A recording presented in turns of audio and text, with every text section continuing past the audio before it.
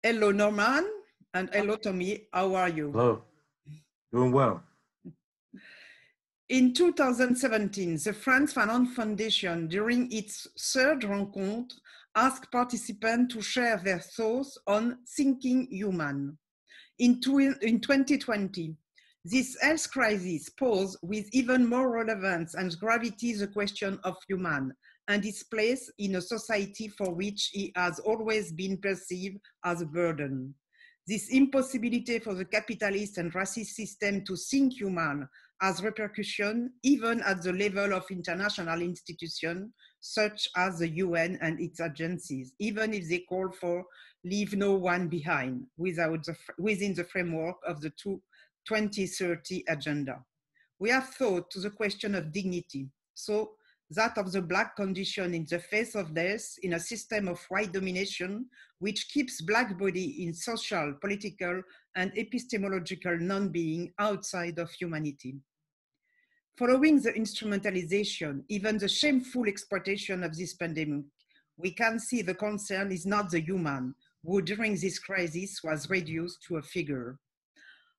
All of the mainstream talk about the day after the pandemic and the need for a rupture. What would be the nature of this rupture so the social death no longer necroses the life of Black men?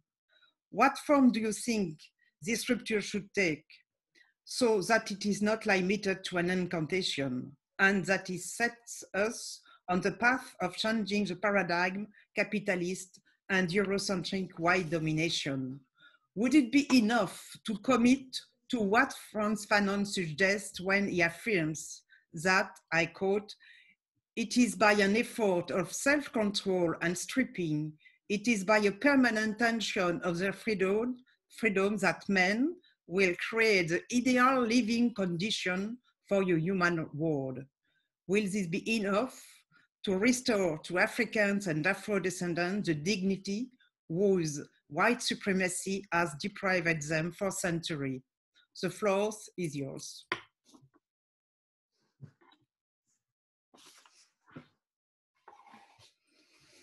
Well, I think that what we see today is a crisis that really lacks description. Much of our discussions about racism ignores the deliberate organization of the world to kill all Black people. We've been lured into the idea that the political, that the moral, that the ethical could somehow change or amend the attitudes and behaviors of our oppressors, that white people fundamentally change because we've given them a rhetoric of decolonization or an understanding of privilege. And I think what the virus has shown us is that it's not merely about the attitudes or the political posture or platforms of white entities or institutions, but that societies are set up to eradicate Black people, the wretched, as Bowman would say, the new poor, as Winter would say, the non-human, in a way that it fits within the machinery and the advancement of Western society. The failure of Black people within the metropole to understand their relationship to disposability and to imagine themselves to be human like white people as citizens has really shown itself to be little more than an illusion, a lullaby, if you will, where they can't explain the deliberateness that the government has to let Black people die, to kill Black men for a form of deviance if they disobey the law of social distance, while at the same time trying to care for white populations, protecting both their health and viability and their pretense to freedom. I think, thank you. And I think we really witness here something with a sense of tragedy for Black people and especially for Black men, because we're in a situation where there is no possibility, there is no positive possibility for Black people and Black males, because they are forced to work, right? They are forced to work in very difficult situation, and they're in a situation of overexposure to the COVID-19 infection. And if their companies are closed, of course, they are often in a very precarious economic situation. So they are in a situation where if they go to work, if they are forced to go to work, they die. And if they are deprived with their revenue, they will eventually die. And there is no good situation for them. And this is not something new, actually. It's just something that shows, that underlines the structural situation, the structural Negro tragedy, to talk like Leonard Harris, the structural Negro tragedy in which we are sort of entrapped. It's like there is no way out from those kind of dilemmas, between being deprived of access to social, let's say, a civil society, or being integrated to civil society, but in a very precarious and dangerous situation. That is to say, to be more close to white supremacy and capitalist exploitation, and to be at the bottom of the society, outside of the society, or at the bottom. That's like I think the alternative we are witnessing here, and it's terrifying in a way. But our societies, I agree, but our societies have been structured in such a way, especially when we're talking about Black men, that it disposes of them, right? When we look at mass incarceration and the infectious rates that we see happening throughout prisons throughout the United States, for instance, it's hard to believe that could end up any other way, that the prison industrial complex is a holding cell for Black male flesh and ultimately ends in Black male death. So it creates a relief. It unburns the institution to deal with the dead corpses of Black men rather than the living bodies of Black men. There's been no attempts to stop the spread or effectively treat the disease within the prison industrial complex, within penitentiaries. So that really asks, that really demands a different kind of thinking. I think that we've analyzed descriptively the condition of Black males for so long. We know that Black male citizens in the United States compete for work with immigrant and migrant populations. We know that Black men usually take the harshest and most dangerous jobs. And that's not inspired any empathy, both in the intellectual class that dedicates itself to Black liberation, so to speak, right? Or from white policymakers and liberals who see that as being the natural position of Black men and actually pass policies, right? That, like the myth of the super predator, the war on crime, the war on drugs, that put Black men in those kinds of situations. This virus really does highlight for us how the social structures and hierarchies that we're placed in not only articulate or reflect themselves in terms of the political, in terms of social inequality, but also in terms of how white populations allow disease to do the natural work of killing people. And I think that because we've had this language for so long, right, that's forced us to think primarily in terms of identity and politics, that we haven't looked at the actual arrangement of a society, because we don't expect pandemics to happen in our lifetime. But we see the warning signs. We see hypertension, cancer, right? All these different morbidities focus around Black men in American communities, in Black communities.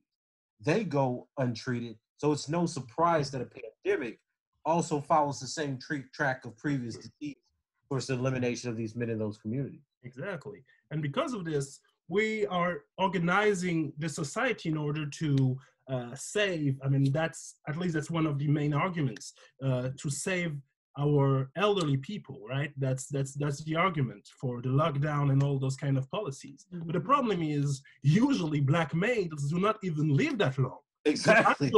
Actually, it's just a way of preserving old white people, sacrificing black males who are the most vulnerable to those kind of things. And most people do not think this way, because we think that those elderly people are like from all races, all genders, but it's not the case.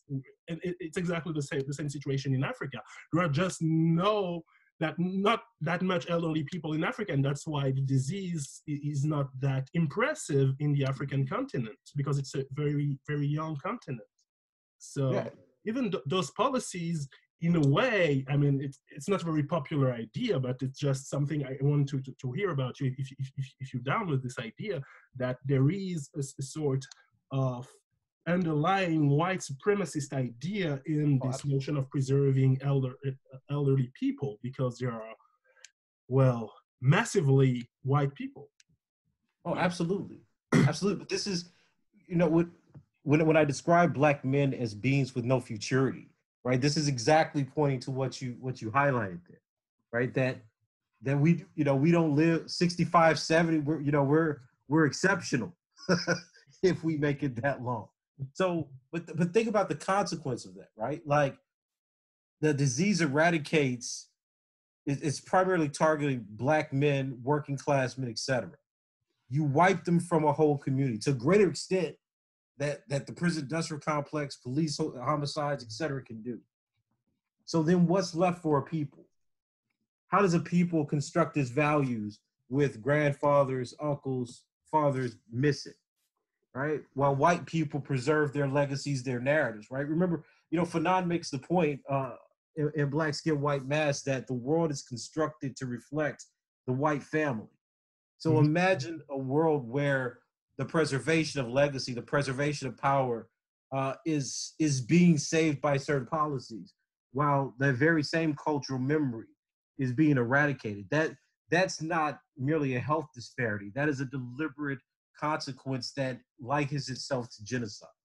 And again, but this is not how the West is talking about the death of Black men. We're still trying to describe the phenomena sociologically. We're trying to figure out what types of previous conditions make us vulnerable, without understanding that it's the position within the hierarchy, working in factories, being essential workers, not having social mobility, right? We see the tracks, the Hetty study, right? That showed the downward mobility of Black men. It's not merely an economic problem. It's a problem that shows that you're actually outside of civil society in very real ways, that you cannot participate in the working of society. So you function as literally the beast that produces labor. And when the animal gets sick, it can easily be replaced. You shoot it, put it out of its misery, and you replace it with another more suitable stock. And I think that's what we see happening in America right now, and unapologetically, because there has not been a serious engagement, not only with the mortality of Black men in the United States, throughout Europe, within the Caribbean, as a focal point. I haven't seen one article that's dedicated itself to explain why we see this disparity, but one that simply says, oh, Black men are dying of something else.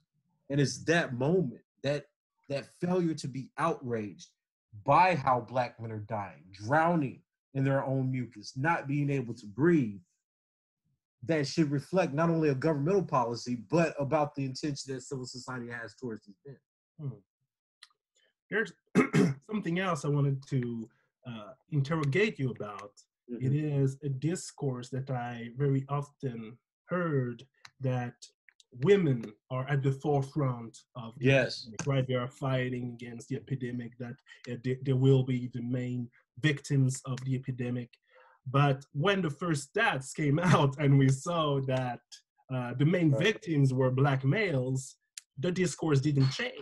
No, it did not. The feeling I had is that, well, those people, feminist, mainstream or not mainstream, they simply had this idea that for them to care about what's happening, it had to be primarily about women, that there were no sense of solidarity with racialized males, and especially not Black males. That it was not their fight, right? It was not their fight. It was not about women. then it's like it was not happening. So they were not about correcting their discourse, correcting their ideas about it, and even trying to question, well, why? Why are Black males so disposable in this situation, and why are they're not accounted for? They're not considered to be primarily victims and honored as victims of this situation. People sacrificing their health and their lives for people being delivered their food, their goods. Yeah, these are the jobs we do. Yes, because they're supporting this society. So what's your take on that issue, on that? You know, sometimes I just grasp. You know, I'm getting more gray hair, and I think that's part of the reason. There's a complete disregard for Black male life, right? And I have become disgusted with the idea that Black liberation or the improvement of racism has increasingly been seen as liberation or opportunities for the middle class, and ultimately the recognition of women solely. There's no denying that all Black people are disproportionately affected compared to whites. Mm-hmm. So no one has made an argument that Black women are safe. But at the same time, there seems to be a plea, a need, a yearning for recognition that says that even when Black women or other women of color are not suffering to the extent of the men, they somehow must be willed to suffer as if they do. So when we get these numbers that show that it's Black males that are overwhelmingly, right, in some places 60 and 70% of those infected and dying, there needs to somehow be this Western feminist media caricature of death that says, oh, it's really the Black women or it's the other women of color that we should concentrate on. This is not to disparage, of course, that women are dying, but it is to deliberately disparage the interpretation of a message that says that the disproportionate death of Black men somehow should not matter. Mm-hmm. And that's what I'm saying. When we get down to the bottom of it, there can be no true understanding of racism in the West if you cannot comprehend that racism has primarily sought to eliminate racialized men as the basis for destroying the group. And it's that repetitive logic, right, that constantly structures the way that social neglect operates. What we have in the United States is the increased production from liberal arts scholars about the crisis and suffering of COVID-19. Without a true understanding, everybody's yelling, Black people are disproportionately affected. But nobody's trying to ask the question of why. No Black liberal in Western universities wants to take the decolonial position and ask, well, what is the continuation of colonialism or semi-colonialism in the spread of this virus in our community? Because no one wants to accept that the elimination of Black people is the ultimate end of anti-Black racism. So what we've done is we've tried to rationalize the deaths of Black people in communities by pleading for white people to recognize certain populations over others. And that's an incomplete strategy. That you think that you don't have to, that the white community in America, the policymakers, don't have to accept all Black people, but they need to paternalistically care about Black women and children, because those are the groups worth saving. And this dangerous language is what reiterates and reifies the kind of dehumanization that I think young Black men and boys experience every day. Ever since this started, there's been Black men who have been actually accosted by the police. There's new forms of police brutality. There's white vigilantism, shooting Black men jogging down the street. Right? If we don't see the interconnectedness of all these phenomena, how health disparity, or what my wife and I have called in our publication, demographies of death and dying, disproportionately affect Black men with lethal violence, then we cannot have accurate interpretations of racism. So that liberal Western feminist narrative is really a continuation of the kinds of technologies and mechanisms of death that we know affect Black men in daily life, both before and unfortunately what will continue after the pandemic. So would you say, to use a word by Frantz Fanon, that there is genocidal horizon in America, France, the UK, all those countries built upon slavery and colonialism and anti-Blackness? Oh, absolutely. And this is where I think that your work's done such a fantastic job, is that it reminds people that there is a dehumanization within the processes of anti-Blackness, right? That's not a language that we hear very often in the United States. Mm-hmm. Dehumanization, the position of not being human, is a rhetorical flourish, but we don't see the kinds of violence, and we certainly don't locate our position as being captives in America and eliminated within America as akin to Holocausts, right? Rebel genocide, etc. We don't see the repetition of these, right? Now, Sylvia Wynter does, right? This is one of the reasons I'm a fan of her work. Mm-hmm. Wynter sees how the Fanonian, right, riff, so to speak, on humanity is ultimately about genocidal ends. But in terms of how we describe anti-Blackness, we don't see that process. And what we know from studying genocides, right, when we talk about the genocidal horizon, is that empirically genocides begin with the elimination of males. Mm-hmm. Every genocidal process of the 20th century started killing civilian men 15 to 55. Or as Adam Jones would say, it started with gendercidal process. And if we don't see COVID-19 as that kind of practice, a deliberate elimination, sure, of a certain segment of white people, but overwhelmingly Black, brown, Muslim, etc. communities and Black, brown, Muslim, etc. men, and we're not getting the full picture of how this functions. This is not a mistake about recognition. This is about how the pandemic provides an opportunity for the white population in the States to reclaim its numerical majority in the midst of crisis. Well, thank you, Tommy. I think this could be a very good endpoint. Do you have something to add to this? Do you have another? Well, I wanted to ask you,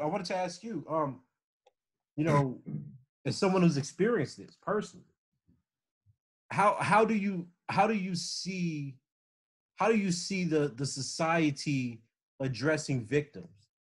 How did you see that? How did you experience? Well, I see that I have conflicting interpretations, right? I have conflicting interpretations because when I came to the hospital, I was really treated oddly at first by the healthcare system. It was really strange. People, those nurses were talking to me badly, like go here, go there, and but eventually, when they realized that I had a good healthcare and that I could afford the treatment, their tone changed, right? The tone changed. But they literally made me go back in my home. Well, it was strange. It was really strange, a strange moment. But then after that, I mean, it was not that bad. I isolated myself and I just mind my own business, and I didn't want to have anything to do with anyone. And I think I was lucky. I was lucky. Even if I have asthma, it was not a very strong version of the virus I have, because I recovered slowly, but I recovered, and my life was never in danger. But still, I think we have the first sight, right? The first sight on Black males is a sight of suspicion, right? I've seen their suspicion, and I have to prove my humanity to them in a way, right? And I don't know if they took care of me if I hadn't this situation, right? If I hadn't show that I was part of the middle class and that, right. I'm a university professor, all those aspects of life that can make people trust you, right? Anchor you in a sense of humanity. But I clearly seen that the first look you have on Black males is a look of suspicion, and even if there are not many people around here, you see as a potential troublemaker and as someone who will disturb the system, right?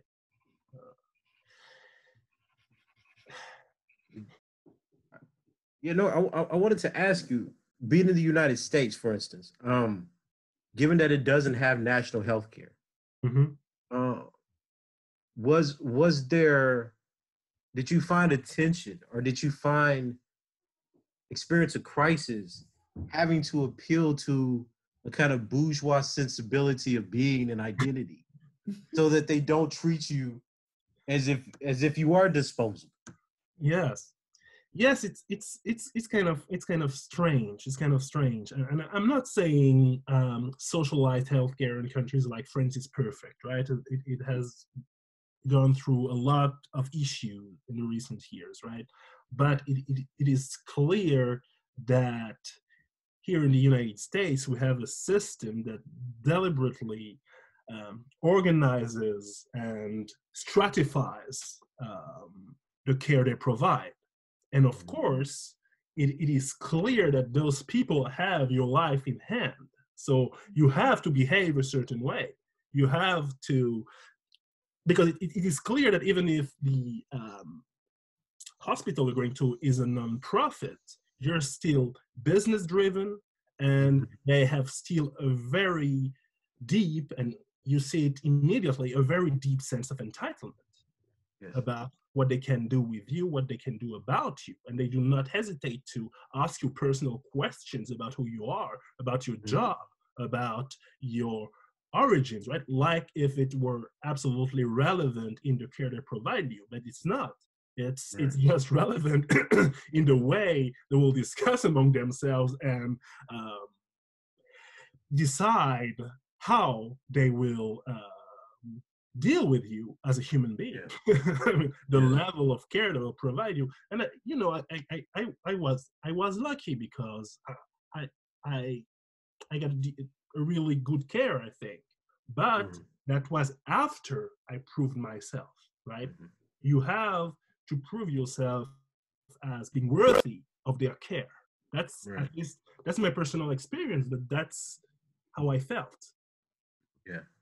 Is it your experience too? Do you think it's adequate? Because my experience in the US is quite recent, but that's how I interpreted what I lived. No, I mean, I think that's that's how I experienced it for almost 40 years. I think that's pretty, I mean, the United States, you have to, you know, I try to explain to people here in the UK and in Europe how racism functions in the US.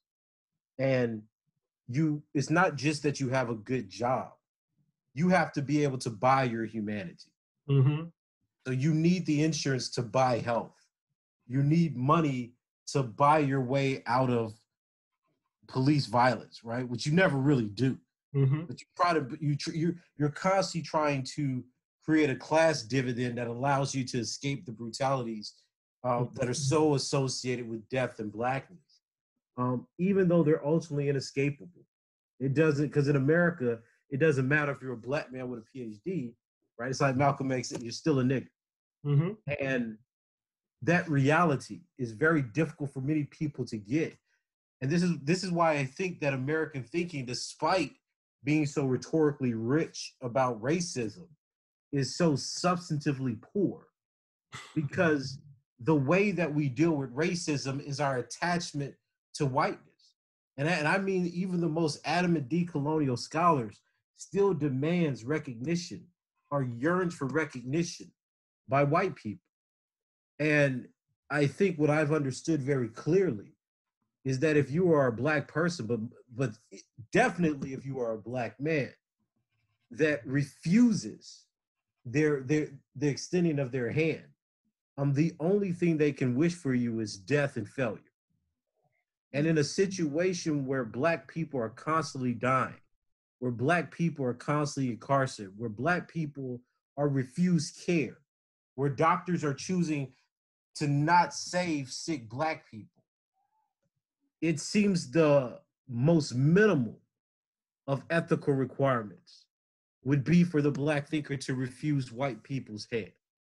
Because what this pandemic, I think, has demonstrated is that beyond bias and beyond law or policy, the decisions that many white people make is to will for the death of Black people. Mm. And until we get our hands around that organization of the world, right? This is, and notice, this isn't all white people are racist, blah, blah, right? This is the way our world works, is that Black people cannot ever attain equality in it, because death is the managerial strategy of the white class, of the white population. And insofar as that will be the case, it will utilize any disparity, be it pandemic, be it police violence, be it poverty, to accomplish that end. So when we talk about how Black people survive, and this is not necessarily a failure, but it is a survival strategy. When we talk about how Black people survive in the United States, we have to understand that part of the act of staving off death is the pursuit of humanity that is given and offered by whites. And it makes it less likely then in that geography for that population to be able to say that we think outside of these things that we're constantly holding on to so we don't die. So they embrace capitalism despite the criticisms of it. They embrace a kind of urban and suburban segregation because they want to live in the suburbs, because it's dangerous to live in the city by their own people. They want to be recognized by academy, and they'll say that we can solve this problem, that this is just a misunderstanding, because they have hope of being seen by their oppressor. And when we don't do that and emerge ourselves in the death, we have to then kind of rediscover what it is to actually connect with a group of people that we've been trained and incentivized to disregard ourselves. Because we're being taught to turn a blind eye to what's happening to our people. We're being taught to overlook this. And we're being rewarded as thinkers, right? As aspirant middle class philosophers and theorists, to not situate the death and dying we see of Black people, not only in the United States, but in Africa, the Caribbean, etc., right? In the UK, my wife has shown that this is the same kind of phenomena happening in the UK. We're being incentivized to not make this a problem. And in not making this a problem, we accept that, hey, the death of our people, that's business as usual, at least it's not me. So what I'm saying is that the decolonial moment, the serious challenging of white supremacy, is not something that can happen under the current structures where we could assume a Black population that is already socialized into understanding the full extent of it. Because there's a process of self-care here. And I think that the job of people, of intellectuals, has to get us to stop for a moment, right? To arrest, right? The way that we've proceeded to do something better, and to see how the organization and hierarchies are breeding this kind of vulnerability. Not just the failure of the people, not just economic uncertainty, but the very organization of these Western societies is taking advantage of this crisis in a very real way. It made me think that, of course, we are rewarded, and just like my situation in this hospital, right? We're rewarded when we anchor ourselves as Black males in something else than Blackness. For instance, yes. When I was in the hospital also for my daughter or myself, I cannot tell how much those doctors, nurses talk to me about their vacations and their trips to Paris, France, and so on. Because if I anchor myself in Frenchness, they are happy to talk to me, right? Right. If they see me as a French person, that is to say, as white-related European person, they're happy to talk to me. But when they see me as a Black person, it's not that interesting, right? Oh, it's threatening. And I think something similar that happens for feminism and Black feminism, right? Mm-hmm. It's better to anchor the experience in femininity rather than in Blackness. Mm-hmm. And I think that's something like, we talked about Sylvia Wynter, and I think that's something she tries to do, right? She Oh, tries absolutely. to anchor Yeah. the experience in Blackness. And as you said, when you say that racism is a misandric aggression, most of our racist tropes are connected to Black maleness, right? Exactly. And they're used as metaphors to describe the female body. Most people tend to think otherwise, right? That but it's not the case. So yes, it's to do the kind of work you said, to do the kind of critical work from a Black vantage point, from a Black point of view, is, I think, a very important task, but also a task which will not be rewarded by the white supremacist institutions because they prefer to mix Blackness with something else, right? Have a little Blackness, but a lot of something else in order to, sweet the bitterness of Blackness. Yes, yes. Because it's that something else that they're less threatened by, right? And I think it's important, like we said about the editorials, it's important to understand what is being reached for, what is being desired when we make counterfactual statements, where we know that the majority of the virus affects men, period, and then disproportionately so affects racialized men. So what are the set of facts that these thinkers or these journalists are drawing from to write these editorials? And it's the connection that the femininity of white women has historically protected them from disposability. So what bourgeois Black feminism does, just like white liberal feminism does, is it seeks to grasp hold of that latch for humanity to say, well, you can kill those Negroes, you kill those people, but not us. And this is the formulation that we see constantly happening. And it's interesting too, given the moment we're in with Me Too, right? We've never seen a policy, be it in America, South Africa, places where genocide has been committed, where the accusation of racism costs the oppressor class a job, a career, a status. Because when you accuse a white person of racism, when you accuse the government of racism, even though all these Black people are dying, people say, but it's not really that. But sexism has now risen to a level where the mere accusation of being a sexist not only destroys your character, but your very livelihood. So then we ask ourselves, who then is really being oppressed when the mere accusation of something can destroy their oppressor? I don't know any oppressed group in the world whose words have merely destroyed the classes that are keeping them down. But this is the kind of neuroses and schizophrenia about racism that we have in the United States. Racism for Black people means death and dying, point blank, period. Racism for Black men means dead, the corpse. But every other group of people have been able to be fundamentally involved in understanding their relationship to discrimination or bias based solely on them not getting what white people have gotten. And I think that's that's a dangerous way to locate any kind of parallels between Blackness or the experience of anti-Blackness and white supremacy and the rest of the world. There is no claim that Black people can make to humanity within the Western metropole, because it has always been death and spectacle, lynchings and murder.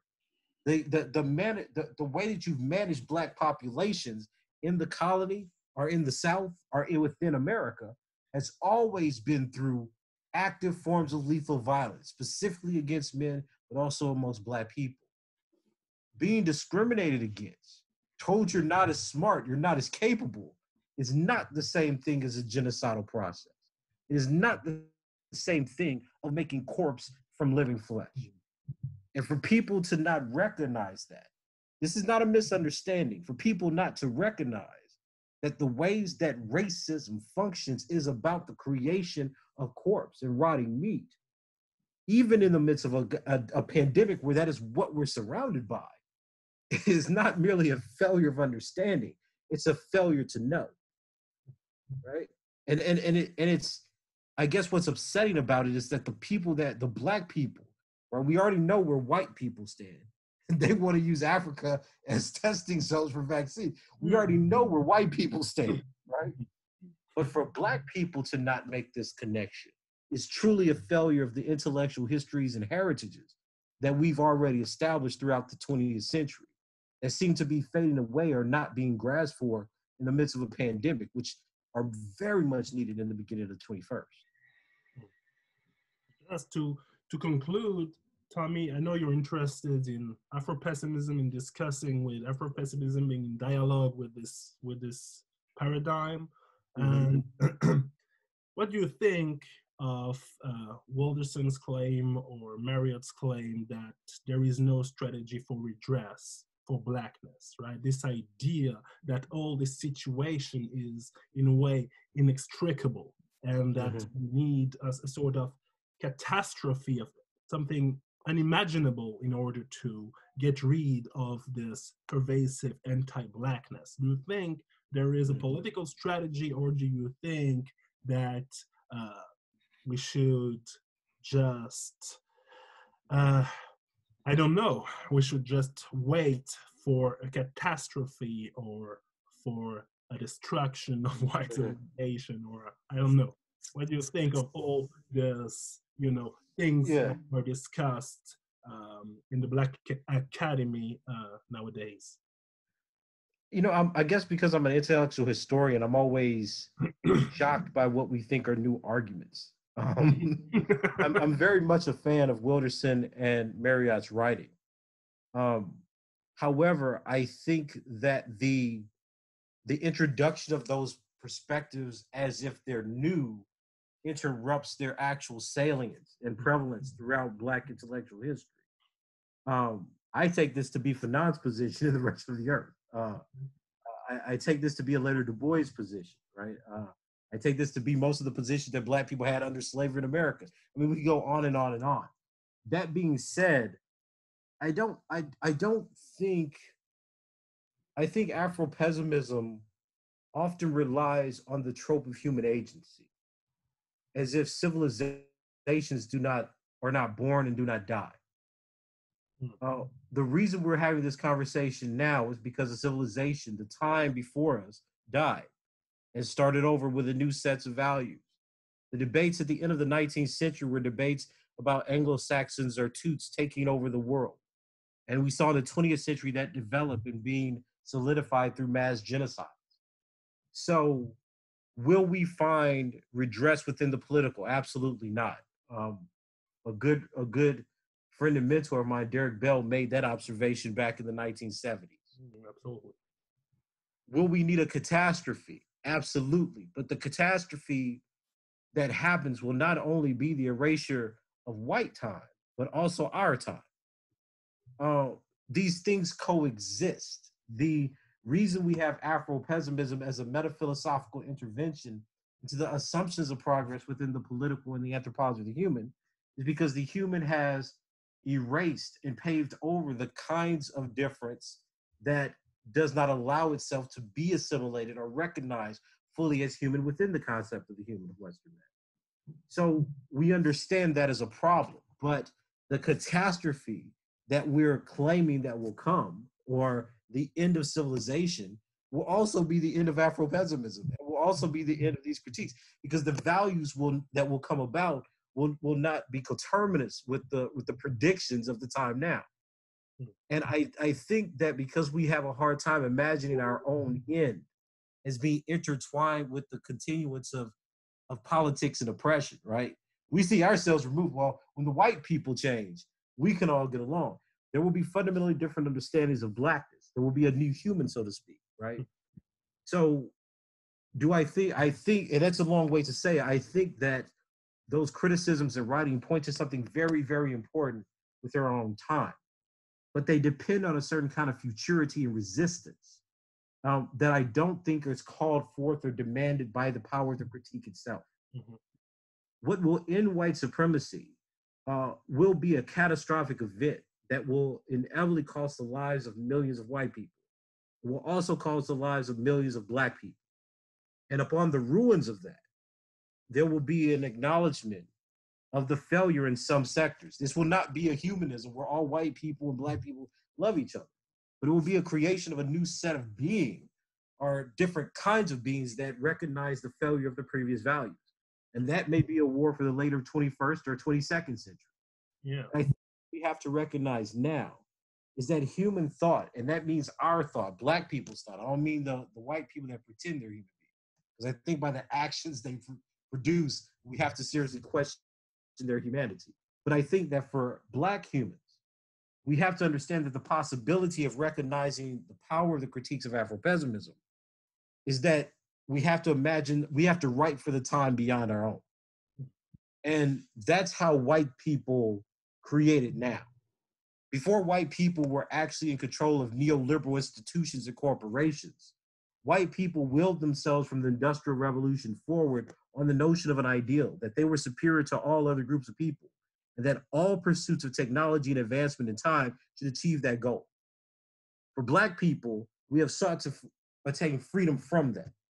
But I think the lesson of Fanon is that you have to understand that the price of freedom is not the coexistence with your oppressor.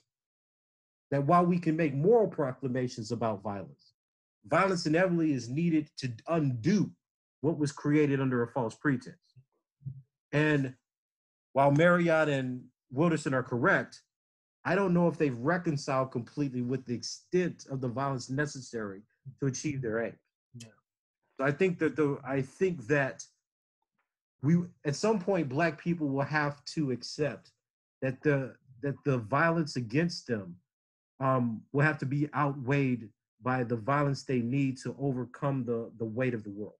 Yeah. I think the only way we get there is if we become very serious about the quality and the import of black life over that of what our oppressors have told us. But that's not going to be political. That's not going to simply be a catastrophe. We're talking about the fundamental change of guard in the building of a new civilization. Yeah. And I think historically, at least that's my hypothesis, historically, Pan-Africanism have been one of the major names of this idea, right? Absolutely. This idea that it is a way of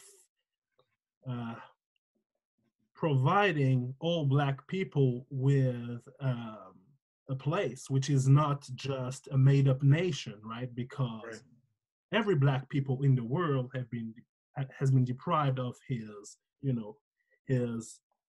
place of origins because of this Berlin conference. Those countries they are not viable, right? They are, in a way, it's analogous with slavery, right? Those Black people deprived of their identity and their countries. And historically, Pan-Africanism have not been seen as a form of optimism or a form of something easy. They don't want to deal with it. Seen as white supremacy as a catastrophe, right? As something that would completely destroy our modern geography. Yes. So I think that there's a way of reconciling Afro-pessimism with Pan-Africanism, understanding absolutely what is apocalyptic about Pan-Africanism, or this idea of creating Blackness or Africanness as a major leading force again in the face of the world. And I think that's something possible. That's something that Black intellectuals thought about, right? It is absolutely not that it is easy, not that it is something that will come without a cost or without sacrifice, of course. But I think it is still something that, I mean, is a possibility for the future of Black people, African people. It exists. It exists. No, it does. We have a great tradition here. And yes, but notice you're familiar with it. Oh, absolutely. But notice, every Black man that's hold that view is being killed. Exactly. And that's what I'm saying. So that's what I meant when I said in America or in the Caribbean, exactly. In North Africa, right? Like threatening idea for white supremacy. That's but this is what I meant. This is what I meant, that that the seriousness of our idea of reimagining who we are and who we will be, right, will try to be squashed by the civilization we know now. And this is the part of Wilderson that I don't see fleshed out, is that if we are the slave, then the time where we're not the slave is still a time of great violence and imposition. Yeah. Right? And I don't know if he thinks that that's a possibility. I think that's just an hypothesis, but I think the unimaginable level of violence we witness now over political Islam and Islamism throughout the world. It is just a sketch, maybe, of the level of violence we will reach when Pan-Africanism or any form of Black internationalism or Black global political movement will rise again after all those years. But I believe it will eventually happen. But I am in fundamental agreement with you that there will be an idea that starts with Pan-Africanism as a base, right? And by that, what I mean by that is an international perspective that locates the histories of colonialism and the formulation of Blackness that joins all Black people around the world. I fundamentally believe that.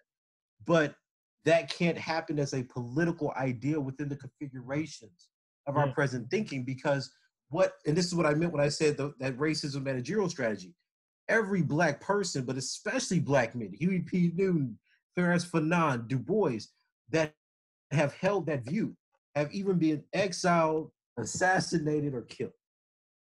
So there's something about the veracity of those ideas that have stood throughout the 20th century, but there is a fundamental incompatibility of those ideas with the present order of knowledge that now situates the political and economic such that it's not viable. And that's what I meant at this moment, right?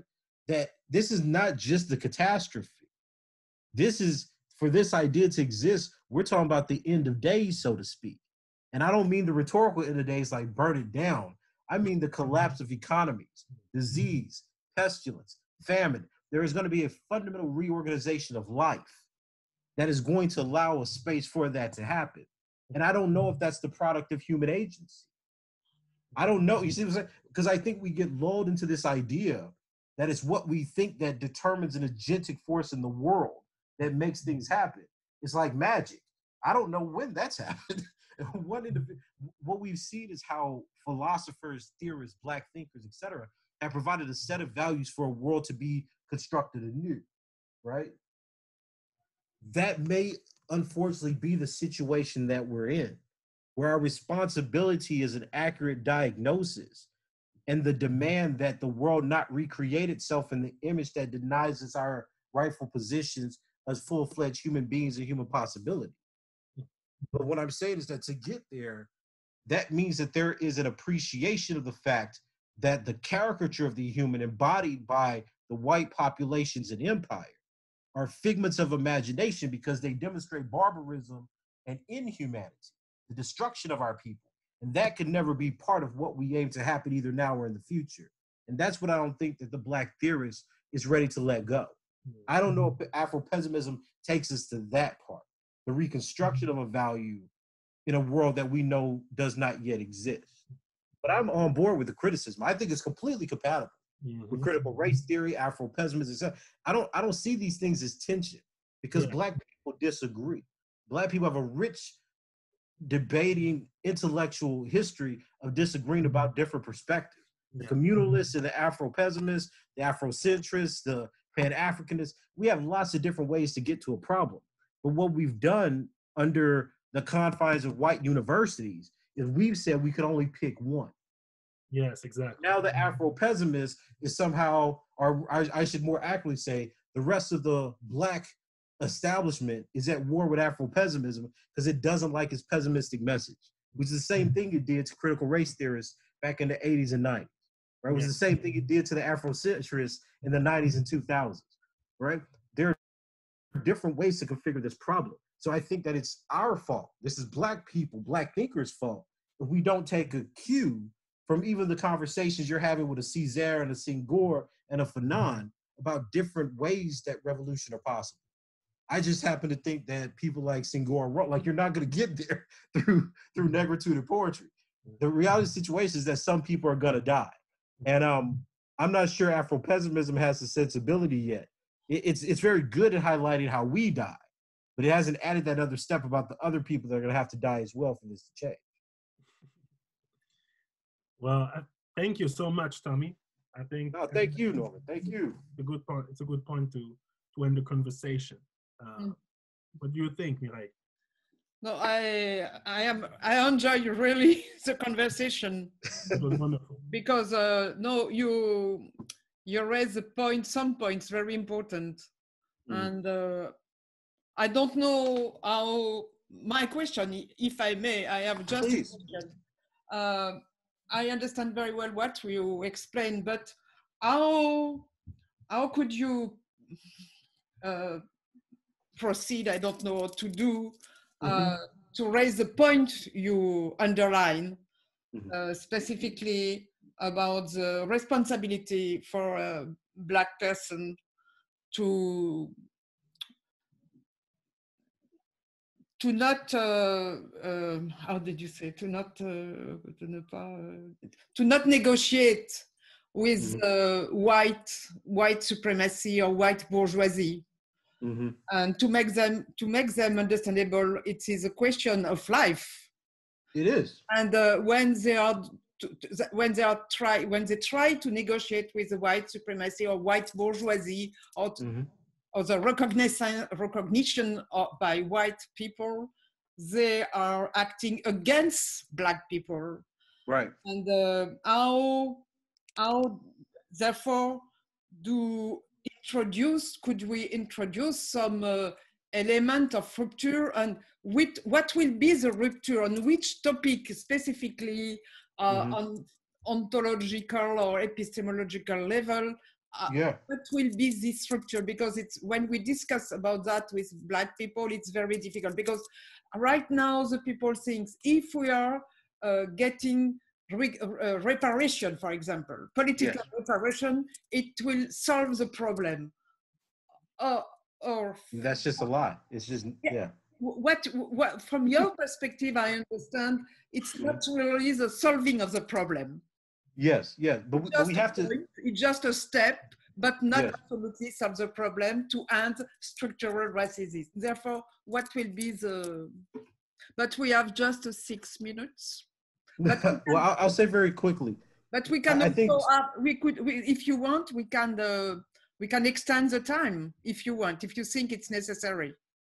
I don't think so. I mean, because we've done about an hour, right? I don't think people are going to listen. Maybe we'll have another conversation next month or something like that. Okay, good. Sure. No, if time is down, we could do this on a more regular basis. No, absolutely, absolutely.